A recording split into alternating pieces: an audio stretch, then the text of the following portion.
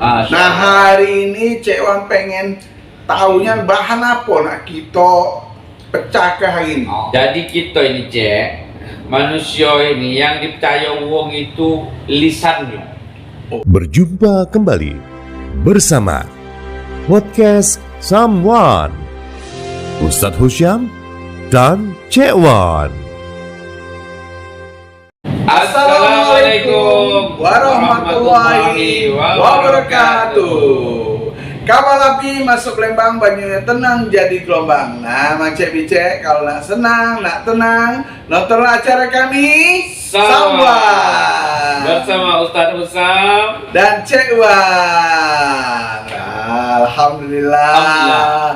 Hari ini Cek Wan kan hitam-hitam ya, sengaja coklat.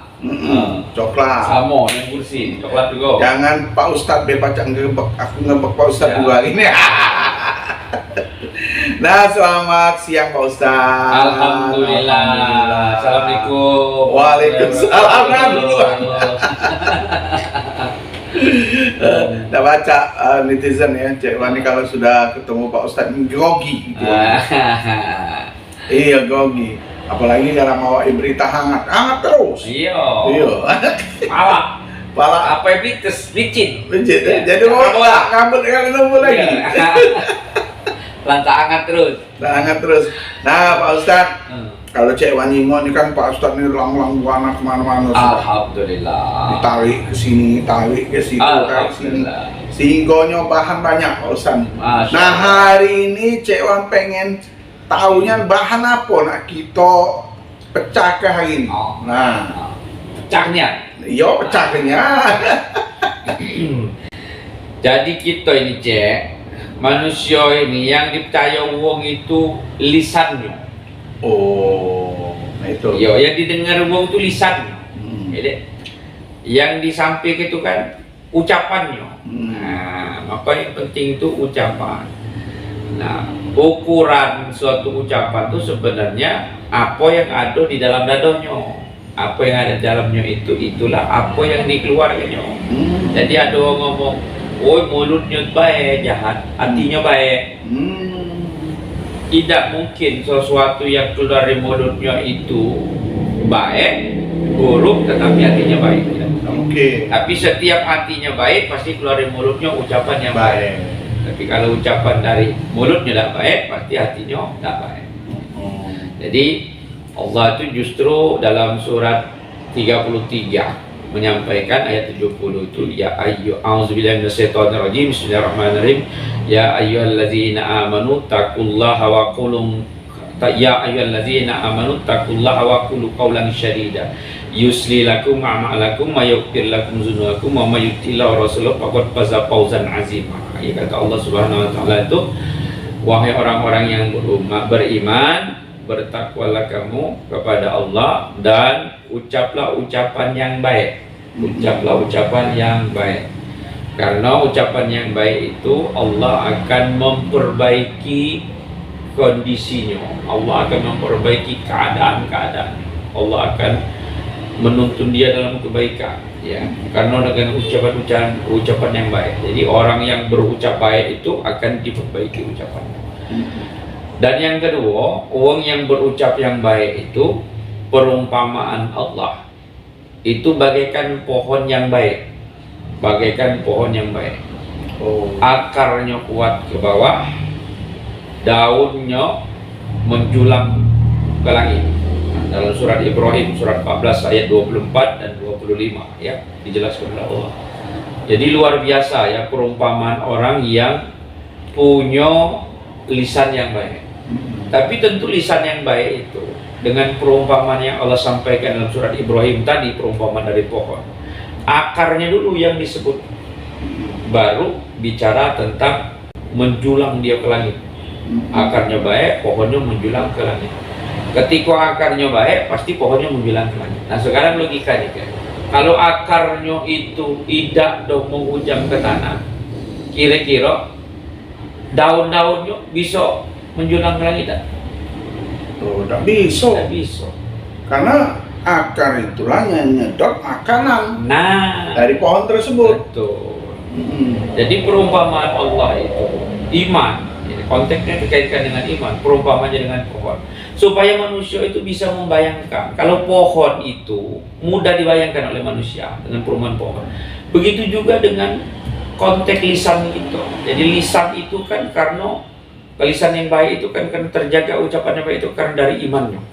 Jadi sesuatu yang baik itu artinya iman yang baik.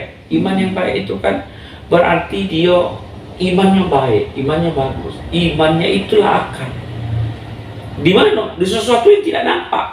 Akar itu kan tidak dijengok, Iya. di dalam tanah. Iman juga tidak dijengok di dalam dado. Jadi kalau imannya bagus, imannya kuat, maka nanti kemudian kita bicara, "Oi, pohon ini batangnya bagus. Oh, pohon ini rantingnya kuat. Oh, pohon ini daunnya lebar-lebar, seger. Oh, buahnya manis."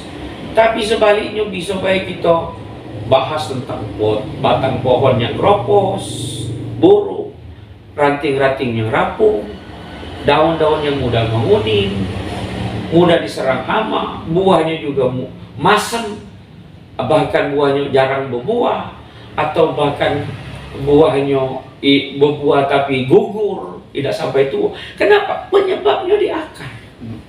Segala sesuatu penyebabnya di akar. Nah, oleh karena itu, maka perumpamaan Allah itu tentang iman itu sama seperti itu. Adanya lisan yang bagus berarti di dalam hatinya ada perkataan yang terjaga karena iman. Maka dia akan mengucapkan sesuatu yang baik. Jadi kalau orang bicara ada yang ngaku ustadz misalnya, atau dia ngaku guru, habib, atau ngaku ulama, tapi dia itu tidak mampu mengendalikan emosinya, sekali berapapun hebatnya dia, sebanyak apapun kitab yang dia baca, sebanyak apapun hafalan hadis dan segala macam yang dia punya ilmu, tidak ada berguna. Kenapa? Karena dia berarti bukan orang yang menginternalisasi iman di dalam jiwa. Jadi iman di dalam jiwa itu ukuran itu dari yang keluar. Semakin orang itu tawadu, semakin orang itu lembut, semakin orang itu tunduk, semakin orang itu tidak banyak bicara, bahkan tidak menuduh banyak orang, bahkan tidak menyerang pribadi orang lain, itu menunjukkan bahwa dia punya keimanan yang baik. Kira-kira di situ dia kita. Oh, berarti benar juga Pak Ustadz. Ibarat kata pepatah, kita nanam benih yang baik, buah, nah bakal jadi pohon. Betul. Ya kan? Nah, benihnya kan, set baik, insya Allah baik keluar. Insya Allah baik. Benar kan Pak Ustadz? Betul. Iya. Jadi kalau mulai dari kalau nak mulai nanam itu pilih benih juga yang bagus. Iya. Tempatnya juga, tanah juga harus bagus. Iya. Cobalah cek, tanamlah di tanah liat. Iya. Benih itu, walaupun benihnya bagus. Iya. Tumbuh aja gitu, tumbuh, tapi tidak bisa menghasilkan maksimal. Iya, beda lagi. Sudah tuh karakternya beda lagi. Jelas. Iya benar penontonnya. Terus kalau Cewan dengar tadi pohon, akar, daun, tidak. Nah yang sumbernya kan dari akar kalau akar itu tutup, tidak kejingan. Nah kalau akar itu bersih, bahkan akan ini bagus pucuk. Betul. Berarti kalau hati kita bersih, ucapan kita bersih juga. Di situ letaknya. Iya. Nah untuk membersihkan hati, caranya hanya satu. Tidak ada cara yang lain dengan apa? Dengan Al-Quran. Tidak ada cara yang lain untuk membersihkan hati itu. Perbanyaklah membaca Quran dan pahami, tadaburi. Jadi mentadaburi Quran itu bukan hanya milik ustaz. Mentadaburi Quran itu bukan hanya milik kiai. Mentadaburi Quran itu bukan milik orang-orang cerdik, cendekia, ulama. Bukan. Mentadaburi Quran itu wajib bagi semua manusia yang mau menjadi orang bertakwa. Yang kafir, yang sudah beriman, yang baru mengaku Islam, yang non-Islam, silakan baca Al-Quran. Nanti kemudian kalau dia ingin menjadi orang yang baik, akan mendapat hidayah petunjuk Allah Subhanahu wa taala dengan Al-Quran ini. Kan mukjizat Al-Quran itu. Apa yang tidak Allah bolak-balikkan sesuatu tukar dengan Al-Quran. Memang Al-Quran tuh semua pengetahuan ada dalam itu galau. Iya. Ya, jadi kuncinya, Cik Wan dengar ada Ustaz ngomong, kalau kita nak ke surga, kuncinya ada dari Al-Quran. Betul. Jalannya ada dari Al-Quran. Harus dibaca. Kalau kita tidak baca, kita tidak tahu jalan nak ke sana. Mana tidak tahu? Nah, Pak Ustadz, tadi masalah Al-Quran memang benar Pak Ustadz ya. Al-Quran itu seluruh isi ilmu di bumi, di akhirat ada galau kan Pak Ustadz ya? Iya, betul. Jadi seluruhnya itu ada dalam Quran. Jadi kalau kita mau mengkaji hukum-hukum Allah, mau tahu tentang kehidupan akhirat, mau tahu sejarah kehidupan para nabi dan rasul, mau tahu tentang bagaimana kita menjalankan kehidupan yang baik, maka perintah, larangan, semuanya lengkap ada dalam Al-Quran.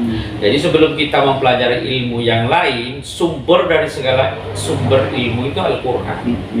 Jadi Allah itu menjelaskannya itu di surat 6 ya, surat 6 ayat 114, 115, 116 ya. Apa khairullah ya abtahiyaka mawwallazi, kata Allah bahwa Al-Quran itu adalah sempurna, bahwa tidak ada keraguan di dalamnya. Al-Quran itu benar dan adil. Al-Quran itu dijaga oleh Allah Subhanahu wa taala. Bukan hanya dijaga, tapi dijamin bahwa isinya itu tidak akan pernah berubah. Kemudian di surat 25 ayat 52, fala tutil kafirina wajahidhum jihadan kabira, kata Allah, berjuang, berjihadlah ya dengan Al-Quran. Ya, perjuangan yang paling besar itu berjihad itu dengan Al-Quran. Jadi belajar Al-Quran itu, perjuangan itu adalah jihad yang paling tinggi. Dalam surat 9 ayat 122 ya, Allah menjelaskan itu, bahwa perjuangan dengan Al-Quran itu, belajar Al-Quran itu adalah jihad yang paling tinggi. Jadi Al-Quran itu luar biasa. Jadi jangan kita belajar apa-apa sebelum kita mempelajari Al-Quran, karena sumber keilmuan itu Al-Quran. Nah, sudah paham, kita semuanya sudah dapat semua Al-Quran, insya Allah ilmu apapun yang lain itu mudah kita akan dapatkan ya. Dulu kalau nak nurutnya sampai besok dah selesai. Karena ilmu agama ini banyak, panjang pokoknya Cik Wan dalam podcast ini kayak Cik Wan korek terus tentang ilmu agama. Justru itu Pak Ustadz di subscribe, di like, dibagi jadi barokah. Ya, amalnya dia jariah. Ya, dari siapa yang share, siapa yang like, sepanjang itu dibuka oleh orang lain, dia dapat manfaat, orang lain ya dapat amalnya juga. Yang cuma satu klik jari saja dia dapat manfaat. Itu bukan yang menyampaikan semua. Nah, ini tentang penyampaian juga ya Ustaz tadi. Iya, betul. Jadi harimau apa Ustaz? Iya. Macan harimau, macan harimau. Apa istilah itu? Hatinya harimau. Hatinya baik, ucapannya baik. Hatinya buruk, ucapannya yang buruk. Tidak ada yang istilahnya bahwa mulutnya itu iblis, hatinya baik. Tidak mungkin. Ya. Jadi tidak mungkin ya. Yang jelas jangan iblis lah. Ya. Iblis ngeri. Oke penontonnya, terima kasih banyak yang sudah nonton acaranya kami podcast Sambuan. Ya, jangan lupa tadi dibagi ke ya. Baik, kapal api masuk Lembang, banyu tenang jadi gelombang, macet bicek, dulur-dulur karena senang, nak tenang, nonton acara kami Sambuan bersama Ustaz Usam dan Cik Wan. Wassalamualaikum warahmatullahi wabarakatuh.